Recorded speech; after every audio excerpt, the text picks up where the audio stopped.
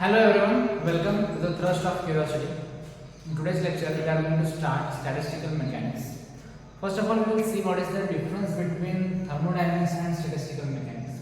Because both are, sometimes we take it as synonyms, but there is some basic difference in between these two.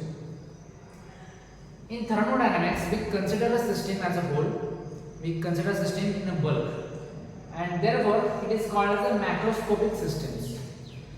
On the other hand, for statistical mechanics, we deal with the arrangement of the molecules, how the molecules are arranged and how these arrangements are effect on the large scale quantities or the properties of the system. So in thermodynamics, we measure the pressure, volume and temperature. These are the basic thermodynamic variables we use. On the other hand, to define a microstate, so you can see here this large box is considered as a macrostate, and this macrostate consists of small microstates.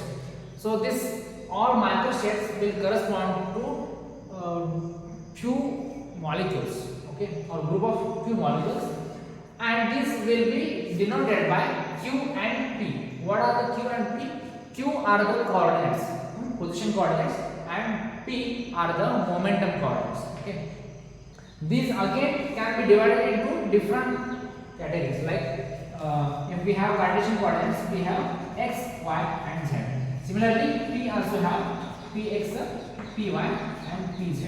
So there are 6 dimensions for each microstate. So if there are n number of microstates, we will have total 6n coordinates for a system, and these combination of this position space and this is momentum space. So the combination of 3-dimensional position space and 3-dimensional momentum space is called as a phase space, which is 6-dimensional, or it has 6n coordinates.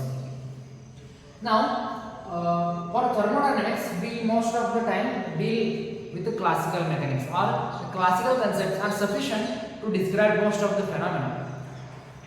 On the other hand, because we are dealing with some micro particles or the micro range particles, if we consider a molecule, it has a dimension of 2 nanometers, or sometimes we call it as angstrom unit. So these are very microscopic particles, therefore we need some quantum mechanical part to explain the phenomena or to explain the effects. Okay. But it is not like that we do not use classical here, we also use classical mechanics in the statistical mechanics. So therefore we have 2 different aspects of statistical mechanics. One is classical statistics and another is quantum statistics. So we are going to study both in this course.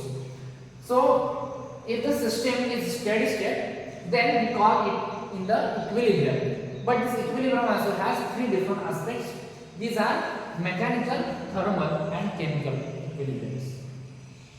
In mechanical equilibrium, if the total force or if the total torque on the system is equal to 0, or we can say there is no net force or no net torque, then the system is said to be in mechanical equilibrium. So there is no change in motion, right? Then we have thermal equilibrium. In this case, we have temperature is constant, and therefore there is no net heat transfer occurs in this case. And then chemical equilibrium, in this we have different chemical potentials.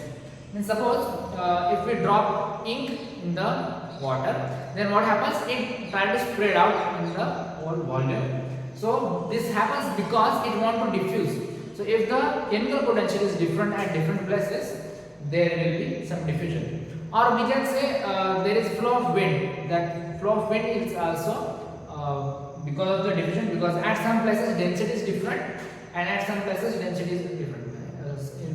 The wind will flow from higher density to lower density region, and this is also example of chemical unequilibrium. So if all 3 are steady, then we call like that is mechanical equilibrium, thermal equilibrium and chemical equilibrium. If all 3 are attained, then we call the system is having thermodynamic equilibrium. Now for this course we are using these books So one of the book is S.K. Sinha, Statistical Mechanics, Theory and Applications. S.K. Sinha has other book also, but we are using this one. Then we are using the Statistical Mechanics by B.B. Lord. I don't have hard copy for now. And this is by R.K. Patharia. This is also Statistical Mechanics. So most of the time we will use these three books. If you are independently studying, then we can also have some other good books also. Blundell and Blundell is also very good book if you are weak in mathematical calculations, because in statistical mechanics also we have to do a lot of calculations. So if you want without calculation to learn the theory behind this statistical mechanics and thermodynamics, you can go with Blundell and Blundell. And there is one more good book for thermodynamics, that is by Szymanski. So these are very good books.